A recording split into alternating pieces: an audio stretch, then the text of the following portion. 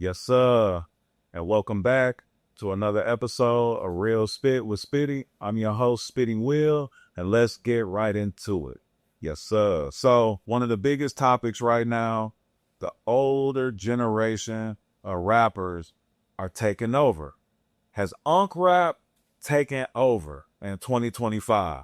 And when I say that, for the longest, the older generation of rappers sort of felt misplaced in hip hop. You know, you got Andre 3000 saying that he doesn't really feel like, he fits into the culture right now, or like he has, anything interesting to say, when all of us is looking at bro like, man, you can rap about anything, bro. We just want to hear it, man. Just the way that you put words together and the way that you tell stories and all that, bro. Like, us as fans, man, like, we want that. We deserve that, bro. Like, you done played the flute, you done played the piano, bruh. You done went to the swap meet or whatever. You done went out to the discount mall in the parking lot and, done played some instruments and all that. Like, bruh, bring us some raps, bro. Cause I know you running circles around a lot of these cats that's out now. So, this is me calling out Andre 3000, bruh. The culture needs you, bruh, for real. It's been a beautiful thing watching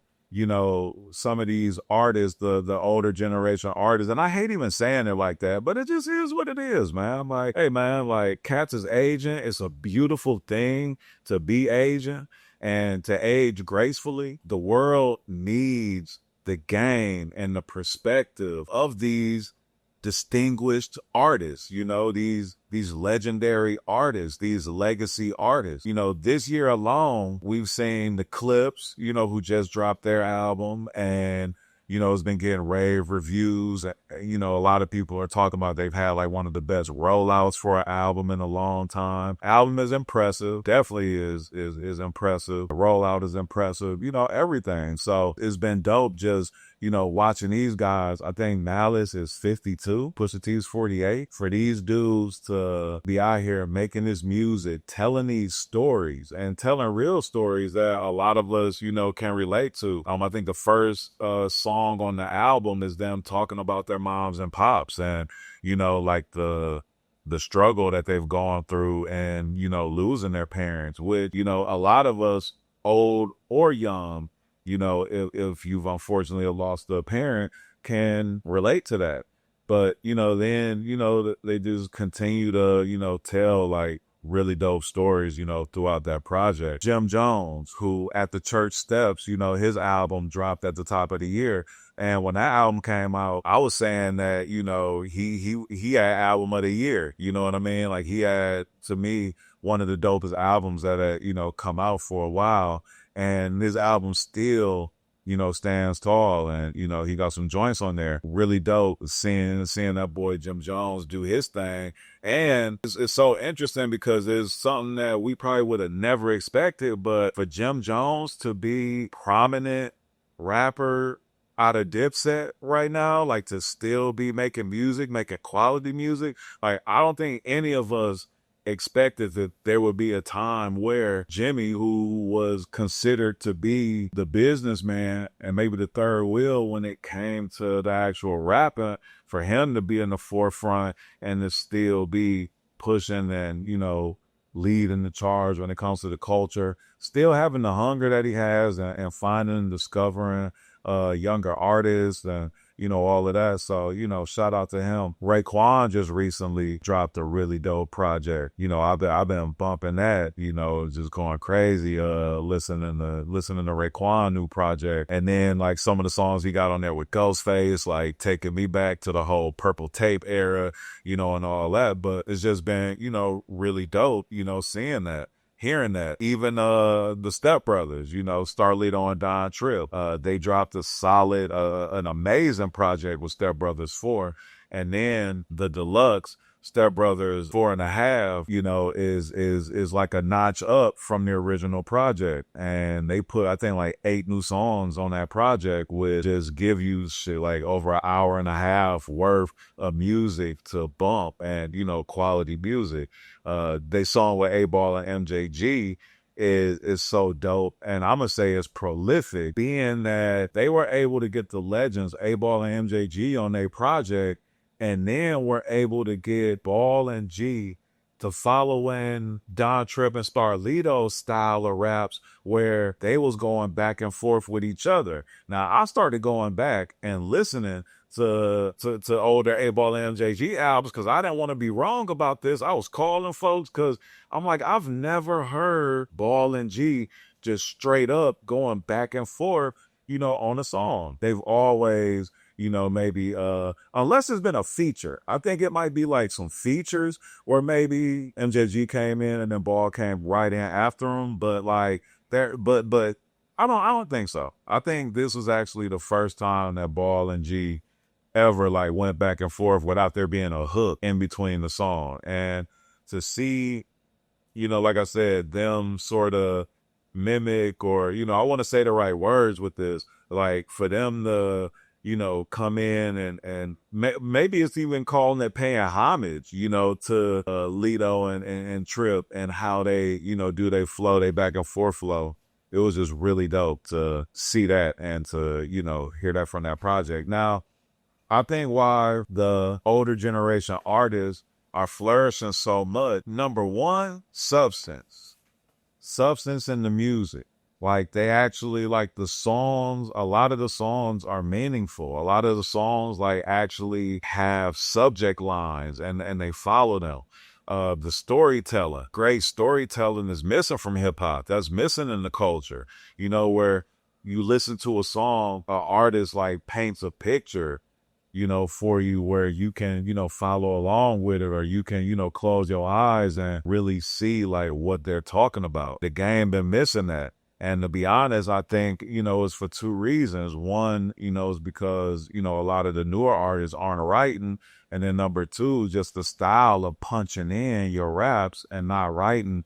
And I understand that brings a different vibe, to the table because when the artists are punching in and freestyling, then it basically makes it to where you get the most authentic thought that they're, having in their mind right then and there. So in some cases, I think that punching in and doing that is cool. But I think that when every single song is a punch in, every single song is just a freestyle and just, based off of just what you're thinking right now or the feeling for right now, I think that loses the aspect of a story and the fullness of a song.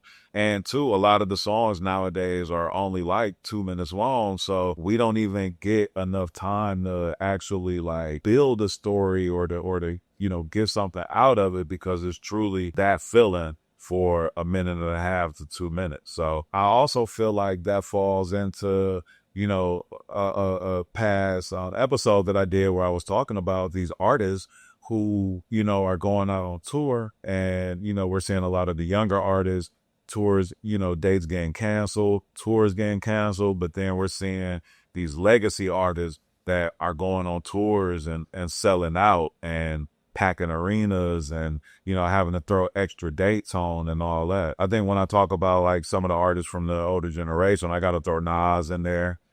He's definitely been one of the artists that's been, dropping projects over the last couple of years and staying relevant. I got to mention Killer Mike. I mean, Killer Mike won a Grammy, you know what I'm saying? And that is also in the whole line of just, proving that the older generation of artists can still do it, can still have prominence in the game.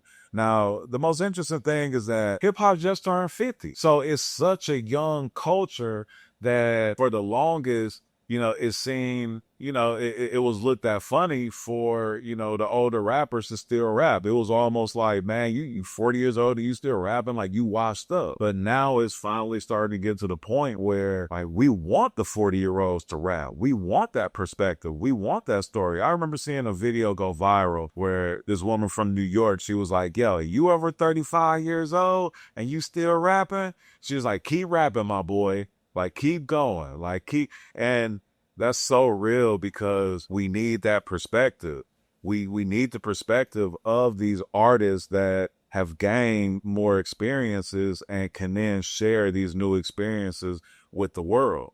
You look at any other genre, RIP to Ozzy Osbourne, but that dude was making music and performing all the way up into the age of 76. You look at what was the concert where the guy just got caught up with his coworker or whatever. I think that was Coldplay. Yeah, Coldplay. Like them dudes been performing forever. And don't nobody say, man, Coldplay doing a concert, man, they washed up, man. Like the other, genres of music embrace the artists as they age and respect, the legacy and what they've done, for their genre. So it's a beautiful thing to see that hip hop is finally doing that, and we finally embracing the OGs the way that they should be, and encouraging them to keep making music and to keep, vibing out, because we need that. We need that perspective. Need, like these voices continuing, to speak for a whole generation of people that still love hip hop, that still love the culture, and still want to hear these stories and want to hear, things that they can relate to in rap form. Because, like, let's face it, as we get older and still love the culture, you want to hear people that you can vibe with and relate to. Like, it's almost absurd to me, like, all right, so what? Like, since I done turned 40, like now I just got to transition to listening to R&B, or I just got to transition into listening to pop music or something. Like, come on. And then shit, the R&B music is probably more raunchy, and probably shit, they probably talking more shit in the R&B than they are in the rap. So, you know what I mean? Like, R&B ain't even what it was, you know what I mean? And do they even have neo soul anymore? Like, is neo soul like still even a genre within R&B?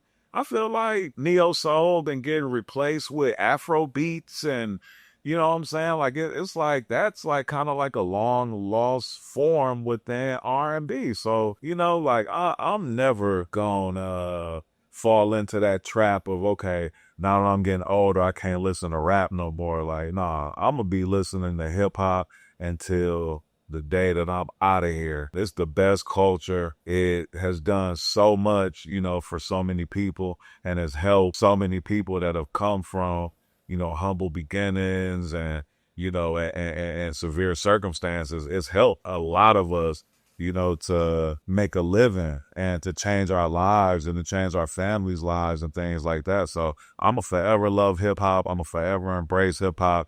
And I'm going to forever root for hip hop no matter what age it is. And that's real spit from your boy Spit. Yes, sir.